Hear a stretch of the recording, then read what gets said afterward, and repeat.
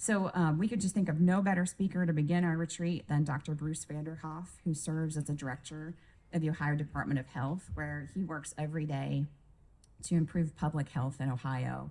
Earlier this year, Dr. Vanderhoff and I were part of a panel discussion about health disparities with the University of Cincinnati, and it was on Zoom. So all of the FAO staff joined from all of our different offices. And as soon as it was over, we all ran to the hallway and we said, oh my gosh, we wish it would keep going. And we all just wanted to hear more and more of what he had to say. So it's an honor to have you here.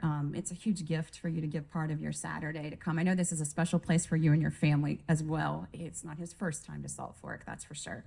So we thank you, and I'll just share a little of his bio.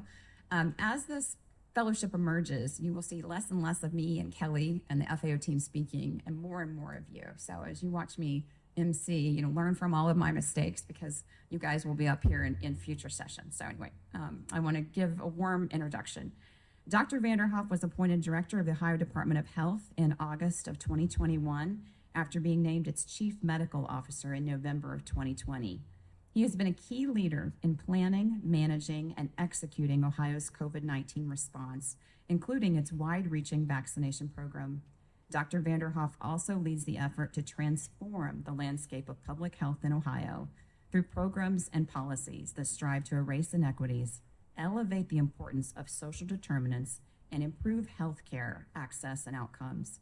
Before joining ODH, he served more than a decade as a senior vice president and chief medical officer at Ohio Health, where he prepared the healthcare system to manage the threat of Ebola and H1N1. He also addressed pressing healthcare issues affecting Ohio from rural Appalachia to metropolitan Columbus. Dr. Vanderhoff holds a doctorate in medicine from the University of Pennsylvania and a Master of Business Administration from Franklin University. He completed a residency in family medicine at York Hospital in York, Pennsylvania. And again, Dr. Vanderhoff, we're just so grateful you're here to kick off our retreat on wellness. So thank you.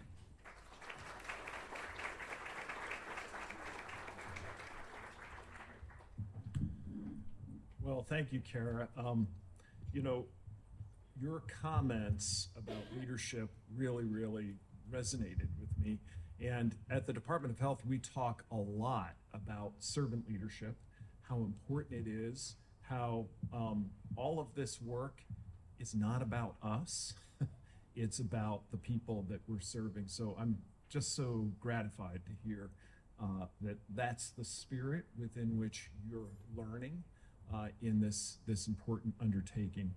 I'm really grateful to have this opportunity to review with you a little bit about the landscape of health here in Ohio. And I'm hoping that you'll be able to take away from my comments some ideas that you'll be able to apply in the communities in which you live and are working. I think we've all long known that health is influenced by a wide range of factors, and Kara really referenced this. Certainly, we all recognize that the clinical care that people receive, and then the individual health behaviors that they choose certainly account for a lot of the picture, but at least half of that picture is driven by the social and economic conditions that a person finds themselves in. And these community conditions, also, of course, referenced as the social determinants of health, include a wide range of things. It has to do with housing and housing security, education, economic opportunity in the community, crime, the environment that the person lives in.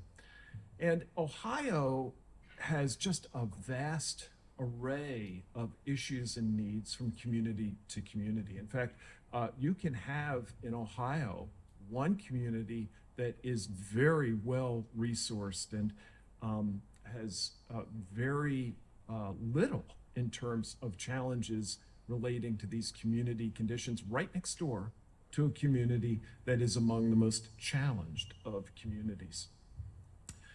Populations, of course, with that recent issue that we all dealt with, COVID-19, were impacted in very, very different ways. And it will probably come as very little surprise to any of you that our Appalachian communities were challenged in unique ways when it came to healthcare and healthcare delivery, especially during the pandemic. Now, I'm not going to overwhelm you this morning with statistics, but I do think there are some key things that are well worth having in our minds as we're thinking about the communities that you're living in and working in, especially as you're thinking about, well, what can I do, or where are the opportunities for me to make a difference? First, I think it's important to recognize that Appalachian Ohio has a higher percentage of people who are uninsured, that they either don't have private insurance, Medicare, or for various reasons aren't on Medicaid. We look statewide, that number would be 7.8%. Here, it's 9%. Crucially, there's a big disparity here in the ratio of providers of various disciplines and the patient population. We look at primary care providers, for example. In urban areas of our state, the ratio is a little over 1,500 to 1. When you look at this area of the state, it's a little over 3,500 to 1, which means that a primary care provider working in rural Appalachia has to care for more than double the population that a primary care provider would in, let's say, urban Columbus. Now, a majority of the Appalachian counties are actually considered to be, by federal designation, health professional shortage areas. If you look at primary care docs, it's 25 out of 32. If you look at dental providers, it's 27 out of 32. And alarmingly, if you look at mental health providers, it's 28 out of 32 of our counties. And in addition, a very high percentage of people who live in Appalachian Ohio live in poverty, and fewer residents in this region have a college degree. So all these factors add up, and they add up to have an impact on the conditions, the diseases that are most common everywhere in the state. The leading causes of death in Ohio, heart disease, cancer, unintentional injuries, chronic lower respiratory illnesses, think of emphysema, COPD, stroke, and Alzheimer's. And of those 6, Appalachian counties have the highest death rate for all of those conditions except for stroke. Now, what that means is that if a person here is diagnosed with any of those conditions, they are more likely to die of that condition than people living in other parts of the state.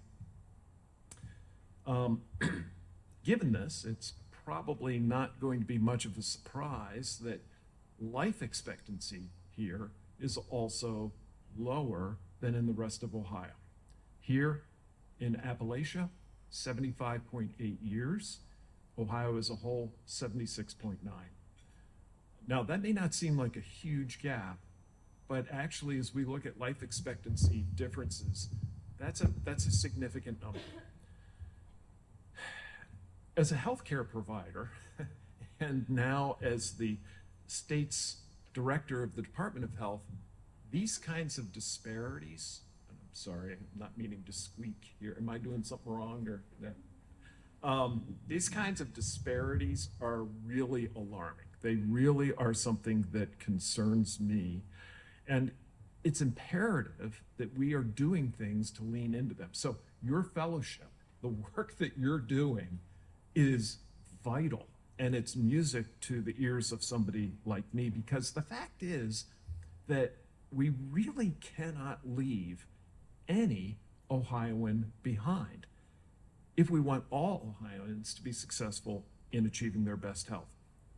Look, when it comes to healthcare, we're all in this together.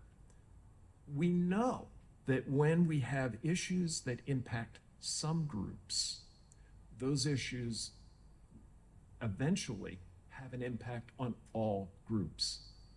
We have every interest, every selfish interest in assuring that all of us are able to have the opportunity, at least, to achieve our best health. Yes, it's true. Some of us have a genetic predisposition to this and others to that. Yes, it's true. Some of us will make better personal decisions than others about certain health things. Okay, that's a given. But we all need the same opportunity to be able to apply those choices in the context of who we are. And because if we can't, what that means is none of us really can. You may think you're isolated by living in a certain community, but the reality is the data doesn't say that. It says that when everyone doesn't have the best shot, everyone doesn't have the best shot. So it's very important for us to keep that in mind. Now, that's part of the reason that Governor DeWine and I, as his director of the Department of Health, have made such a commitment to address health disparities and assure that every Ohioan gets that best opportunity. So let's talk about some of the Department of Health's efforts to address this issue. And I'll tell you that just at breakfast, I was able to talk to multiple people who had great ideas that I think would be incremental to this work. So I'm going to run through some initiatives that we're very proud of and we think have the potential to make a difference. But I want you to know that we are very well aware that there's more opportunity, and we are very eager to engage community partners in exploring and understanding how we can pursue other opportunities. So, speaking of the issue of provider shortages here in Appalachian Ohio, the Ohio Department of Health has a primary care office that's actually focused on coordinating various workforce programs that are designed to develop, recruit, and retain primary care providers in medicine, in oral health, and behavioral health. And there are a whole variety of ways that this work is actively playing out now here in Ohio. They include National Health Service Corps scholarship and loan repayment programs. There are state loan repayment programs for people in a whole variety of professional categories, certainly physicians, dentists, but it's a long list of professionals, including folks who have expertise in substance use disorders. We also have a variety of waivers that are available for foreign medical graduates who are willing to practice in the primary care disciplines in our areas of opportunity. And as of right now, we have 31 providers who are under contract for loan repayment. And of those 31, 21 are working in Appalachian Ohio. So we're very serious about trying to build on the provider base that we know is so needed. Of those, just so you don't think they do include doctors. We have 6 primary care providers, that's great, but we have 6 oral health providers and 10 mental health providers. And when you think about the challenges, particularly of the opioid epidemic and the interface that we know exists between successful recovery and supporting the whole person, including behavioral health issues, you can see why having this nice mix of providers that we're bringing into the communities is so important. Now, we recognize that the problem is bigger than those numbers, and we're not stopping there. We're not declaring victory and saying, isn't this great? Now, what's the next thing we can work on? We are looking to do more. And as a result of that, we are looking toward a variety of partners, including our state's universities. I spoke earlier about the experience of navigating COVID-19 and how it put these health disparities really in some sharp relief for all of us. But, you know, while we learned a lot during that, one of the things we learned very well was how important partnerships were for the state to get its work done. We learned to partner with a whole variety of organizations, public and private, and we also learned to partner with the academic communities better. One example, and it's only one, of a very robust and productive partnership has been our partnership with Ohio University, of course, headquartered here in Athens. And I say headquartered because now the number of campuses of Ohio University spread across the state are quite a number. But you know, we're really blessed to not only have that partnership, but we also have partnerships with most of our state universities, including the Ohio State University, who I know a number of people are here from today. And partnering with them made sense during the pandemic, and it makes sense for us addressing these issues. The Ohio Department of Health has a state office of rural health, so we actually have a dedicated office focused on that.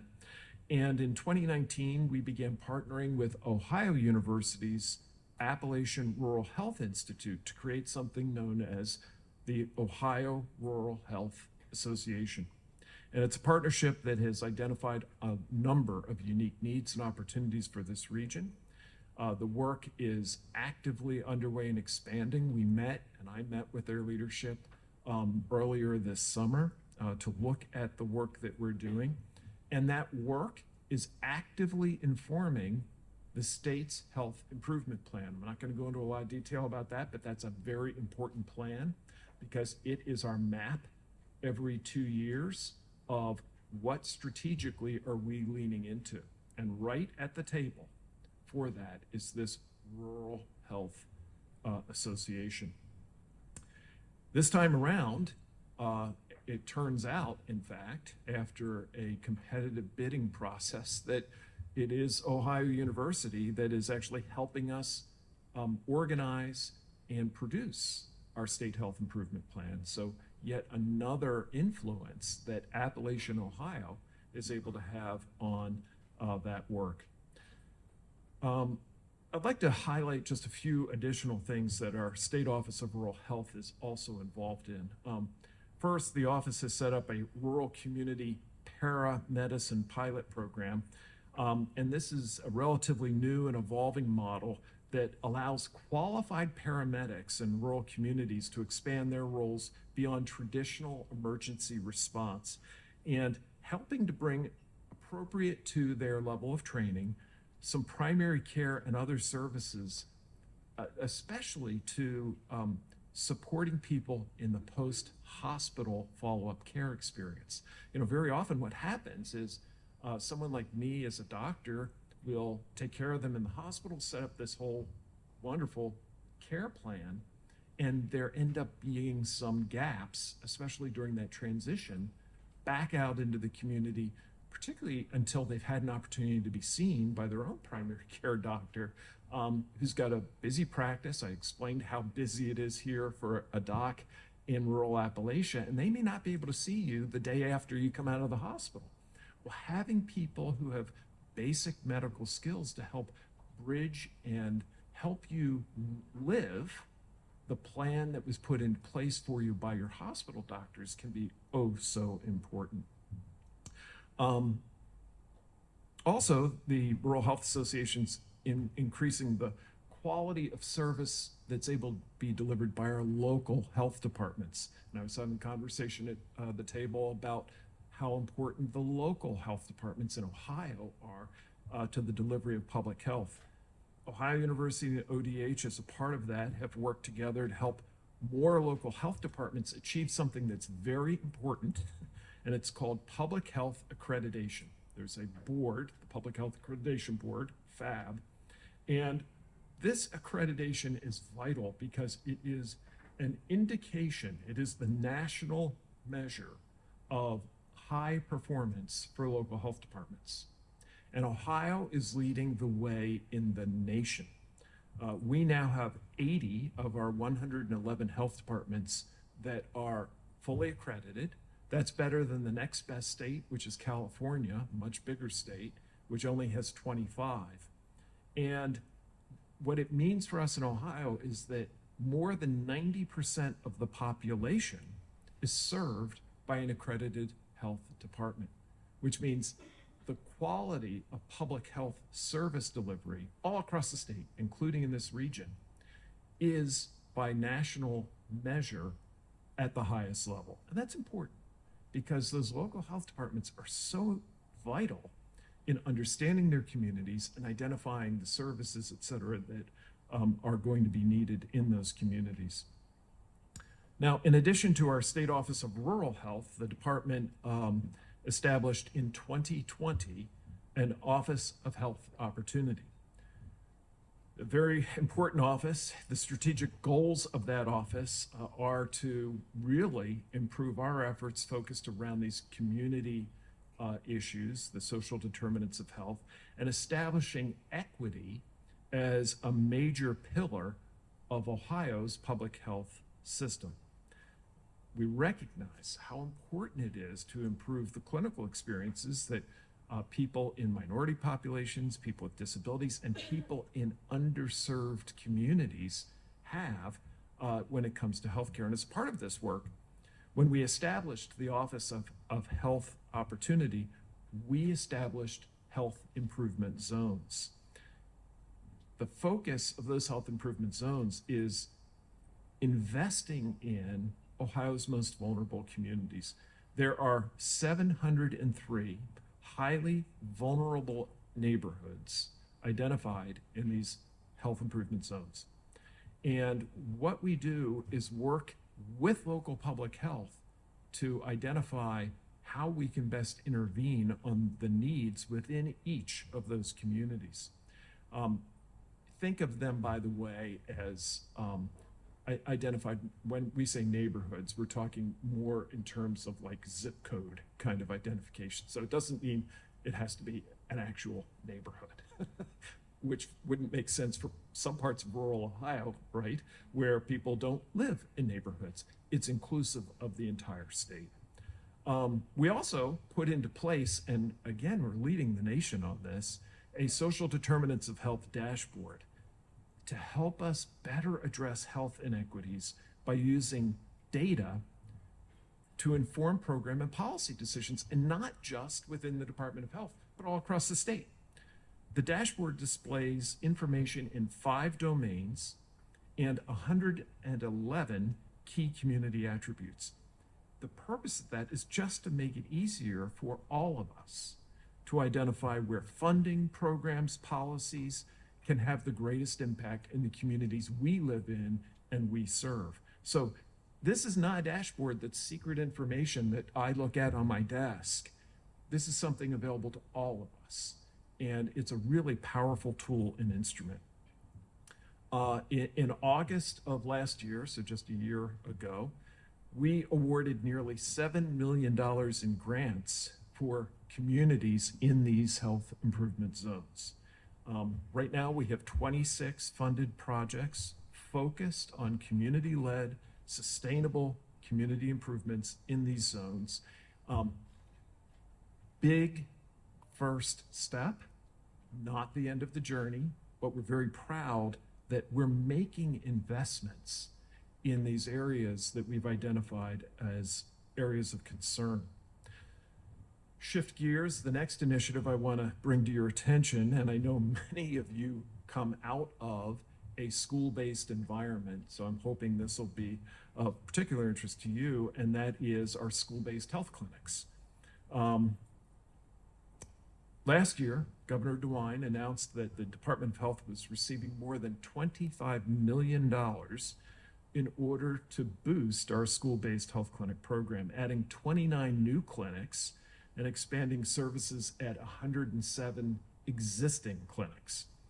In the Appalachian region, we now oversee 39 school-based health clinics serving 12 school districts in 8 counties and providing access to care in a unique way to over 16,000 students.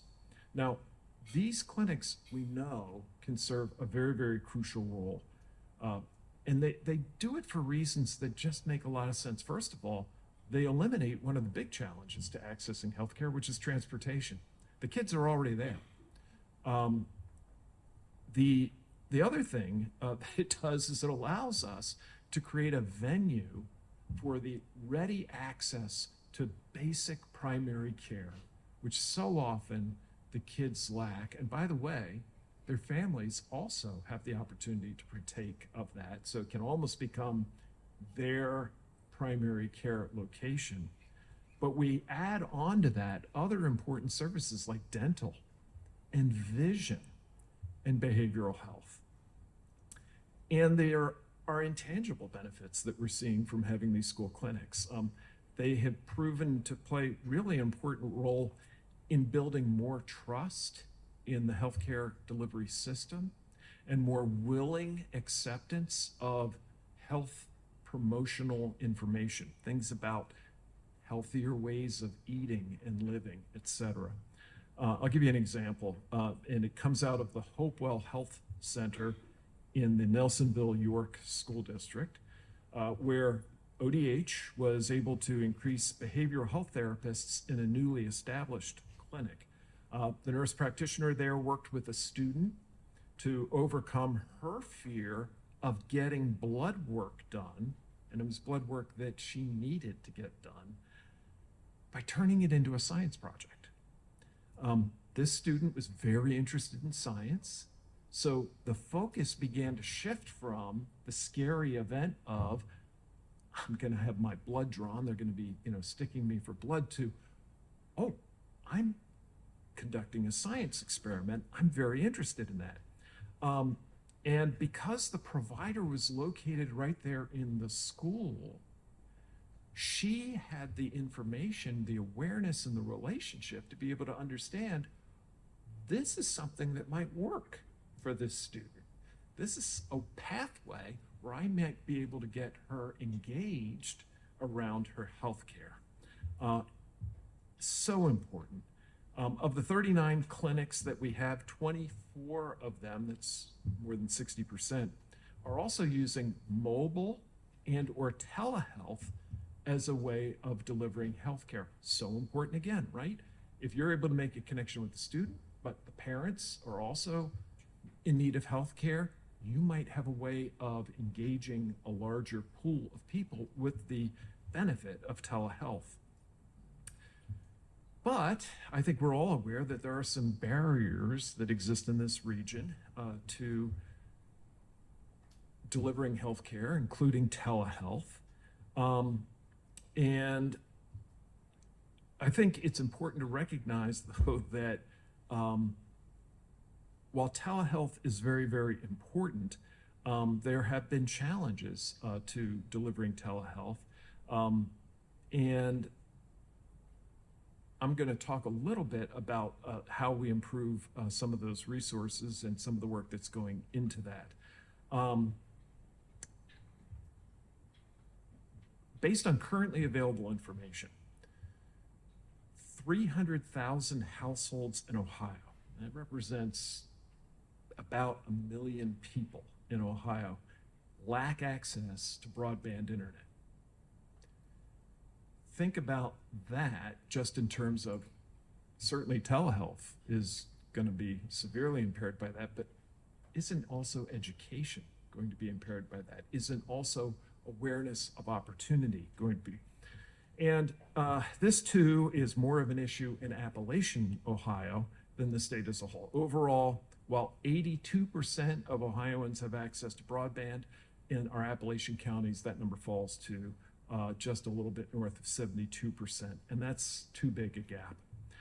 Governor DeWine and Lieutenant Governor Husted have made broadband expansion a major priority of their administration and have created an actual statewide strategy on this. Last year, Governor DeWine and Lieutenant Governor Husted announced a $232 million grant program as part of the Ohio Residential Broadband Expansion Grant Program. And the grants have funded a lot of projects and are really focused on 62 counties most in need. Earlier this year, Lieutenant Governor Husted announced that $12 million in grant funding through 2 programs are going to be allocated towards supporting the state's broadband and 5G strategy. So we know that there's an issue. And I can tell you, as somebody who frequently is in Appalachian Ohio, that just in the past year, I've noticed substantial improvements in my ability to access broadband when I'm down here. And some of the areas that I considered to be internet access deserts are suddenly no longer that. And it's a direct result of this. So more work to be done again, but we're leaning into it. We're recognizing it, we're taking it seriously. I can't not hit briefly on the issues of tobacco and substance use disorder and the opioid crisis that are impacting this region. Look, combating the opioid crisis and curtailing tobacco and nicotine use are very important challenges, and they're big challenges for Appalachia. Let me touch, therefore, on just some of the programs we have underway focused on that issue. You may find some of these useful in the environments you're in. First, when it comes to tobacco, we know that rural areas have a higher rate of smoking and tobacco use. ODH funds 41 local organizations through grants, health departments, and other nonprofits. And these are comprehensive smoking cessation programs that include youth initiatives and point of sale policy support work. Of these 41, 26 are in rural areas, and we really give priority to counties that are high in their social vulnerability indices. We really strongly believe that prevention is the most important tactic for confronting this challenge, because it simply is easier not to start than it is to quit. Not saying either one is easy, but it is more effective to never begin smoking than it is to go through the challenges and the battle of stopping smoking, particularly given how addictive we now know nicotine to be. We're also, though, facing a growing challenge around vaping as sort of a backdoor way to developing nicotine addictions that then often lead, unfortunately, to nicotine being taken in through traditional smoking. To that end, we have very high hopes for our My Life, My Quit youth cessation program, which began in 2019. It's free, it's confidential, and in contrast to our also very successful tobacco quit line, which is phone-based, My Life, My Quit is online. And it's really geared towards meeting kids where they are, and it includes access to an online coach who can actually help teens quit successfully. So that's something to be aware of and something that you might be able to apply. We also review K through 12 smoking policies in all of our schools, smoking and vaping, and looking at how well school districts are doing in terms of their school-based policies and programs. And then we give every school a grade A through F. This is really important in helping to get feedback to schools about where they might have opportunity. And it's an effort we partner very closely with the Department of Education on. Sadly, it's not news to any of you that Ohio has been hard hit by the opioid crisis, and Appalachia particularly so. In 2020, we reported a record number of unintentional drug overdose deaths, over 5,000. Think about that. And though much of the data since is still preliminary, I'm afraid the numbers are not looking like they're going to be showing much improvement in the near term. Combating substance use and the substance use crisis cannot be accomplished without a comprehensive approach. From educating to improving access to treatment and emergency life-saving medications, and ensuring long-term recovery support. One key area of focus in combating this crisis for us has been to increase the availability of naloxone, which is often known as Narcan, including our Project Dawn program. Interestingly, Project Dawn was founded in 2012 in Portsmouth, which is the hometown of Leslie Dawn Cooper, who struggled with substance use disorder for years before dying of an overdose in 2009. The program provides a network of opioid overdose education programs, as well as naloxone distribution programs, et cetera. In 2020, Governor DeWine signed House Bill 341 into law, which allows pharmacists to dispense naloxone to anyone and permitting anyone to acquire and administer naloxone to someone who appears to be experiencing an overdose in front of them. That's really, really important because what this does is create an opportunity to save a life for another day. We know from vast experience that recovery does not always occur after one attempt. That sometimes it requires multiple tries. And what we don't want to do is lose a life on the path to recovery. And the data really does point towards just how important naloxone is proving in that effort. One of the creative ways that we are trying to apply these solutions, these comprehensive solutions, is through our Emergency Department Comprehensive Care Program. This is a really wonderful effort. The place I practiced medicine, Grant Medical Center in Columbus, was one of the early adopters of this. When it first started, I was not a fan. I was in charge of quality for the hospital, and I looked and I thought, well, this seems like enablement. Well, my emergency room colleagues quickly educated me and helped me to understand why no, that wasn't the case, and helped me to understand this concept I just described of saving a life for another day. But they've taken it a step further with comprehensive care, because what that does is bring to the bedside of somebody who has just been saved from a life-threatening overdose event a whole variety of help and services, including very often peer counselors, people who've been there and can say, look, I know what you're going through. This is an opportunity for us to move in a new direction. Let me help you on the path to recovery. And for the person who says, yeah, I want to do that, they're not then just left on their own, but have a whole variety of supports and services that come alongside them to get them on that path. So it's a really wonderful program. It's currently used in 27 emergency rooms, and to date has screened more than 230,000 patients. So clearly having a big impact. And the peer counselors in these teams are not only knowledgeable about naloxone, but are able to really engage the entire family in the work.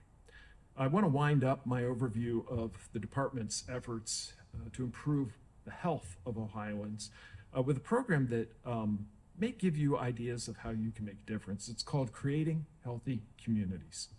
And its mission is to provide Ohioans with access to healthy food and opportunities for active living. Our purpose is to respond to the state's ongoing struggle with obesity, which becomes then the foundation for diabetes, hypertension, cardiovascular disease, a whole variety of things, including increased cancer risk. Unfortunately, obesity has risen in Ohio in the past decade. Our prevalence now of adult obesity is 35.5%, much higher than the national average of just under 32%. Also, the prevalence of obesity among Ohioans is significantly higher in households with lower household income. And of course, we know that children who are obese are more likely to become overweight or obese as adults, which puts them at long-term. Did I do that? Okay. Risk. So in 2021, the program supported 50 new healthy food access projects, such as community gardens, food service guidelines, produce prescriptions that people can get, 61 active living projects. I'll give you one example that came out of Trimble Township in Athens County, the Veggie Van Project, in partnership with community food initiatives, established a mobile produce stand that serves patrons every Friday at a community park. What a great idea. Kara and I were talking about issues that we think may still be very active in terms of some of our school-based food programs. You know, maybe that's an opportunity for us to expand on this. And I've got examples from a variety of other counties. I'm not going to go through them in the interest of time, but you sort of get the idea. Now, finally, as someone who's spent many, many years helping to lead teams in both the private and the public sectors, I just want to leave you with a few thoughts about servant leadership, which is kind of what we opened up with. My team hears about this frequently because it is, to me, the key to an organization really being successful, especially an organization that's all about serving people or helping people. Traditional leadership really focuses on how to guide, direct, motivate employees with the goal of improving the organization, which is very good. Servant leadership takes that further. And it's got a few key tenets that I think really help you to go to a different level as a leader when you can incorporate them into your leadership style. First, teaching yourself to be a good listener, to be truly interested in what other people are saying. And you would think, as a family doctor, that this was something that came to me intuitively, but it didn't. And I really had to work on it, starting from early in my medical career, where at one, part of our training is to be observed by a very experienced doctor who then gives us feedback on how we're doing. And I can remember very clearly feedback I got from one of my preceptors who sat across the table. This was a very experienced family doc. And he looked at me and he said, well, you did everything technically very, very well. I mean, I would have come up with the same diagnosis, blah, blah, blah. But he said, you work too hard. And I said, what? And he said, Bruce, the patient wants to tell you what you need to know. Just sit back and listen. And they'll put all the pieces in place for you. You don't have to, put them through 52 questions to get there. And that made a huge difference in, frankly, my quality of life as a doctor at the bedside. But it was a lesson and something I had to learn. Second, have empathy for what your staff is going through. Take the time to be aware of their problems. Now, it might not be staff, it might be your team. It might be the people that you work with. Third, actively work to help those who may be struggling emotionally. And I think Kara referenced this at the beginning as well. Look, it matters how we're doing because that's who we're bringing to the team. That's who we're bringing to the workplace. Another is to conceptualize a vision or mission for your team and then kind of be pretty forceful and repetitive about putting that back in front of people. And again, I think Kara did that when she opened up here today. And then in the end, it's about caring. And people know if you really care about them and the communities and people you're serving, or if you don't. It's just not something you can fake. And so I think it's important for us to remind ourselves why we're doing what we're doing. We're doing it for the people that we're serving. So again, thanks. I really am grateful, not only for the opportunity to talk to all of you, but for what you're doing. It's so encouraging to somebody of my age to look out and say, the next generation is really caring and eager and interested in making a difference and doing it in a very productive way. So I'm really grateful for what you're doing.